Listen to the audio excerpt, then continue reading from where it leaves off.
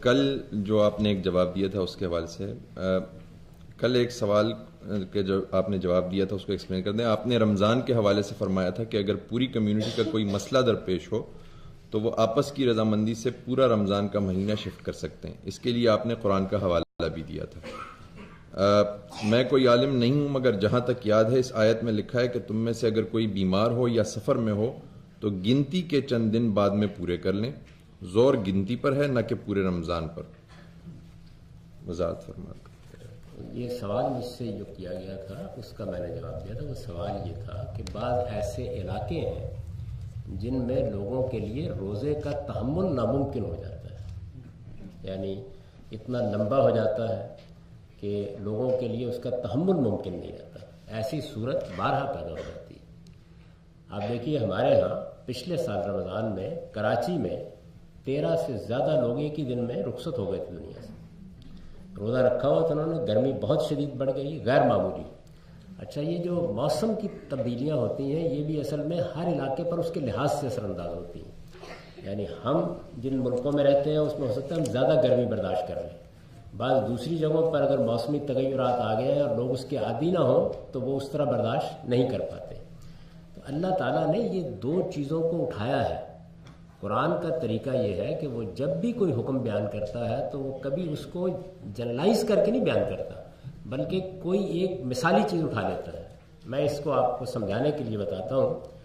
مثلا یہ دیکھیے کہ قرآن مجید کے الفاظ یہ ہے کہ انما الخمر والمیسر رجس من عمل الشیطان.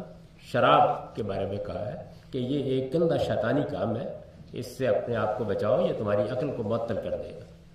اب اس میں جو لفظ استعمال ہوا ہے وہ کیا لفظ ہے؟ خمر. خمر انگور کی شراب کو کہتے ہیں. تو یہ سوال پیدا ہوتا ہے، علمی سوال، کہ کیا قرآن مجید صرف انگور کی شراب پر گفتگو کر رہا ہے؟ یعنی مقصود کیا ہے؟ نشہ مقصود ہے. بالکل یہی صورتحال قرآن کی اس آیت میں بھی ہے. یعنی دو چیزوں کو مثال کے طور پر اٹھا لیا ہے، اور یہ تمام الہامی صاحب کا اسلوب ہے کہ من کانا مریضاً او فی سفر. ظاہر ہے کہ جہاں گفتگو ہو رہی ہے وہاں جو بڑی چیز پیش آ سکتی ہے وہ یہی ہے کہ کوئی آدمی بیمار ہو گیا یا یہ ہے کہ وہ مسافر ہے. تو یہ کہا کہ جتنے روزے رہ گئے ہیں ان کو دوسرے دنوں میں پورے کر لو، یہ کہا قرآن مجید میں. اب اس کے بعد بے شمار اور چیزیں پیش آئیں اور ہمارے جیورسٹ نے اس کے بارے میں اسی آیت سے آرگو کیا، استدلال کیا کہ اس میں اللہ تعالیٰ نے یہ اصول قائم کر دیا ہے کہ مشقت ہو گئی، روزے کو برداشت کرنا مشکل نہیں رہا. یعنی سفر میں کیا ہوا ہے؟ یہی ہوا ہے. مریض کے ساتھ کیا معاملہ ہوا؟ یہی معاملہ ہوا ہے. تو اس کو انہوں نے سامنے رکھ کر مثال کے طور پر یہ بتایا کہ اگر کوئی عورت اپنے بچے کو دودھ پلاتی ہے، 2 سال تک کم و بیش خواتین دودھ پلاتی تھی، تو وہ پورے رمضان کو موخر کر رہے ہیں. یہ آج سے 12 صدی پہلے وہ بتا چکے. اس کو سامنے رکھ کر میں نے یہ بات کہی تھی کہ اگر کسی جگہ ایسی صورت پیدا ہوتی ہے، پہلی چیز تو یہ ہے کہ انفرادی طور پر پیدا ہو سکتی ہے. مثلا یہاں روزہ 19 گھنٹے کا، 20 گھنٹے کا، 21 گھنٹے کا ہو گیا، عام طور پر روک رکھ لیتے ہیں. کچھ لوگ نہیں رکھ پاتے عمر کے لحاظ سے، طبیعت کے لحاظ سے. تو اللہ تعالیٰ نے یہ اجازت دی ہے کہ فعدۃ من ایام اخر، جو روزے چھوٹ گئے ہوں وہ دوسرے دنوں میں ان کو پورا کر لیں. یعنی کسی ایسے موسم میں پورے کر لیں جس میں روزہ چھوٹا ہو جائے، اس کا تحمل آسان ہو جائے. یہ اصول ہوا. اسی کے ذہن میں نے عرض کیا تھا کہ اگر کسی جگہ پر پوری کی پوری کمیونٹی کے لیے یہ مسئلہ پیدا ہو جائے تو کمیونٹی بھی یہی فیصلہ کر سکتی ہے. یہ اللہ تعالیٰ کی دی ہوئی اجازت ہے، اس کو میں نے بیان کر دیا، اور یہ بڑی وضاحت سے قرآن مجید نے خود کہہ دی ہے. اس میں یہ نہیں کہا گیا کہ اگر 2 روزے چھوٹ جائیں تو پورے کر سکتے ہو. گنتی کے الفاظ نہیں ہیں. یہ کہا گیا ہے کہ جو روزے چھوٹ جائیں ان کی گنتی پوری کر لو. 2 تو 2، 3 تو 3، اور سارے چھوٹ گئے سارے. تو اس وجہ سے اللہ تعالیٰ نے یہ اس مسئلے کا حل لکھ دیا ہے اپنی کتاب میں. اور قرآن مجید کے تمام احکام جو ہے اس کی علت، اس کے سبب پر مبنی ہوتے ہیں. چنانچہ ہر نشے کو روکا جائے گا، یہ بحث نہیں کی جائے گی کہ قرآن نے تو انگور کی شراب کہا ہے.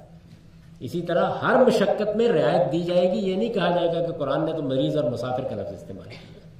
وہ مشقت ایک حاملہ عورت کو پیش آ سکتی ہے، وہ ایک دودھ پلانے والی عورت کو پیش آ سکتی ہے، وہ کسی بوڑھے آدمی کو پیش آ سکتی ہے، وہ کسی آئل فیلڈ میں مشقت کرنے والے ایک مزدور کو پیش آ سکتی ہے. کوئی بھی مشقت پیش آ جائے، وہ پوری کمیونٹی کو پیش آ جائے، وہ ایک فرد کو پیش آ جائے، خدا تعالیٰ نے خود فرما دیا ہے کہ فعدۃ من ایام اخر، آپ روزوں کو دوسری جگہ شفٹ کریں۔ یہ اللہ تعالیٰ کے الفاظ ہیں جن کو میں نے کہا۔ تو آج راہ کریم قرآن مجید کی اس بات کو سمجھیے، قرآن مجید صرف مریض اور مسافر کو رعایت نہیں دے رہا، وہ بطور مثال بیان کر رہا ہے کہ یہ وجہ ہے اس کی کہ اس کو آپ منتقل کر سکتے ہیں۔